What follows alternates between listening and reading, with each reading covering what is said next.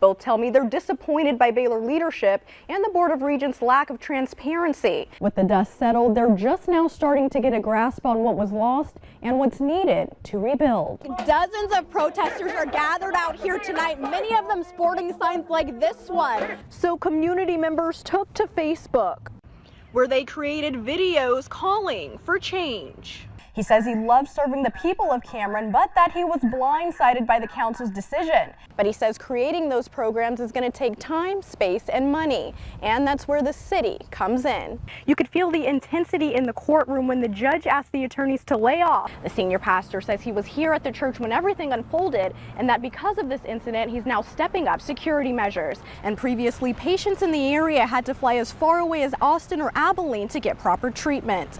Doug and Nikki, while it's cleared up now, this stretch of road off of I-35 in Troy proved to be a major problem area for drivers today.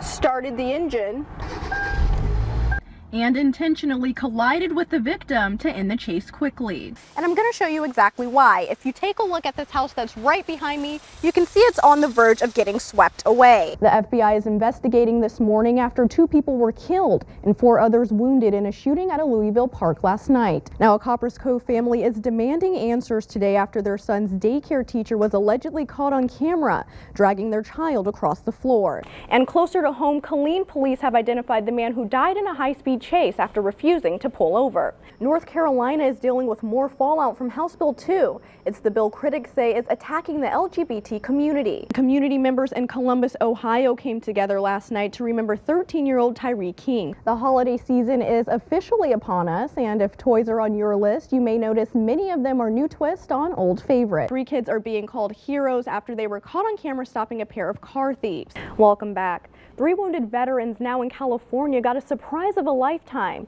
a new home and brand new cars.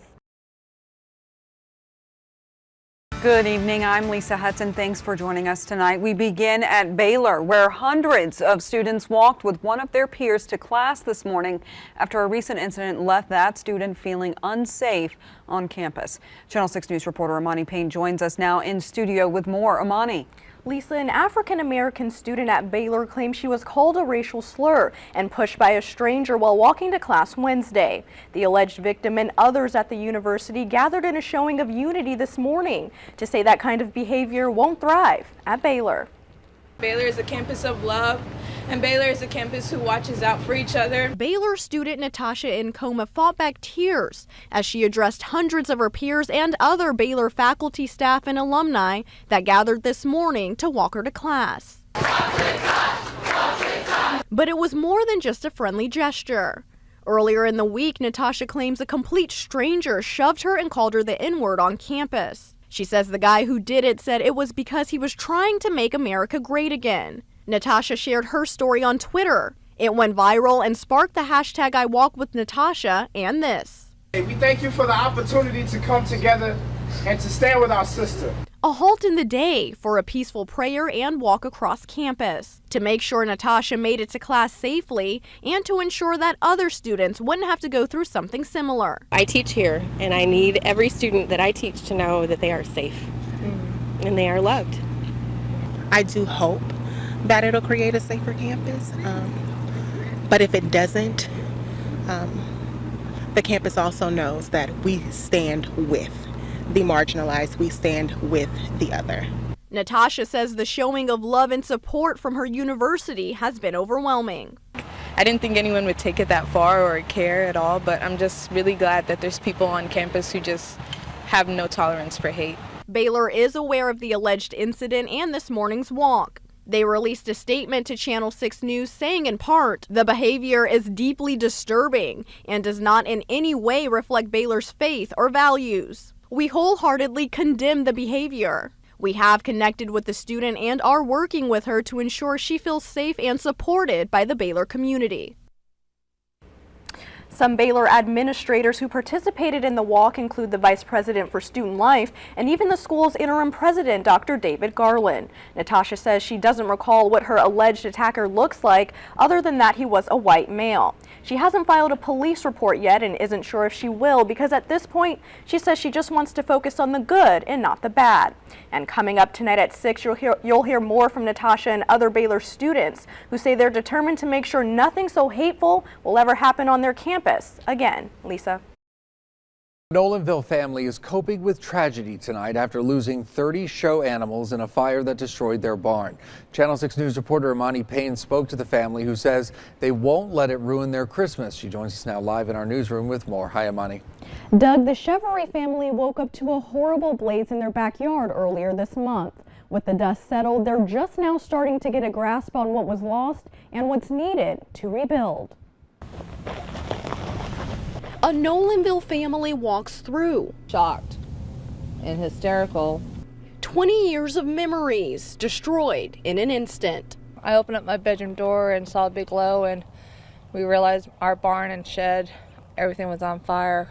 A heat lamp sparked the fire, destroying the Chevrolet family's barn and 2 sheds. But it also took away something that can't be rebuilt. I started crying because those were like my family too. 13-year-old Caitlin Chevery's 30 show animals that were living in the barn turned to ashes too. I realized that they were all dead. They were black. And it was just really terrifying, and I didn't believe that it was true. Devastated by the loss. I was really hoping I can show my turkeys this year, because this would have been my last year showing the turkeys.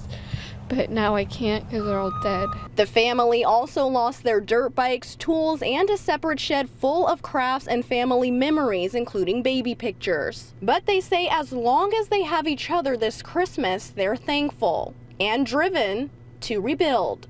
We're not letting this ruin our Christmas, and I refuse to let this fire win. Now, for information on how you can donate to the family, we'll have a link to their GoFundMe account on our website. That's kcentv.com. Doug. Students are getting physically assaulted in Killeen, and officials appear to be doing nothing about it. That's according to parents in the area who say the violent behavior has been going on for far too long. Channel 6 News reporter Emani Payne reports. This scene doesn't come as a surprise to some Shoemaker High parents who say violence has overrun the school. It's a sport for them. You can even find flyers online announcing the next smackdown. It's a situation one local mom hoped her son would never have to experience. Walking home from school about 5:30, I got a phone call, and it's Matt, and he says about 30 kids just jumped us. Shelly Hewitt says her son has been jumped multiple times by his peers at Shoemaker High and claims that the school and local police officials aren't stepping in to help. They're passing the buck to the other person. Oh, well, you need to contact the school. Well, you know what? I've contacted the school. Same as the other mom, I've never heard back from my AP. Never heard back from anybody. And she's not alone. This mom withdrew her son from Shoemaker last week after he was jumped. My son got jumped at school. The school did not notify me. They did not medically evaluate him, and they let him get on a bus and ride home for an hour with a concussion. And a third claims her son was jumped by 15 kids after school one day. They had to take him to the emergency room. I had his friend tell me that he was in the emergency room, where the doctor stated he's going to get hit one more time in his back. He's going to be paralyzed.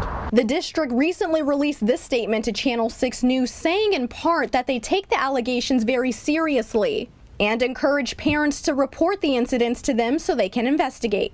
But the moms say they've been doing that and are getting the runaround. Despite their different backgrounds, all these moms share one thing in common, and that's that they want all children to have a safe and positive place to learn. And they say they'll fight to make that happen with or without help from city leaders. Reporting in Killeen, Emani Payne, Channel 6 News.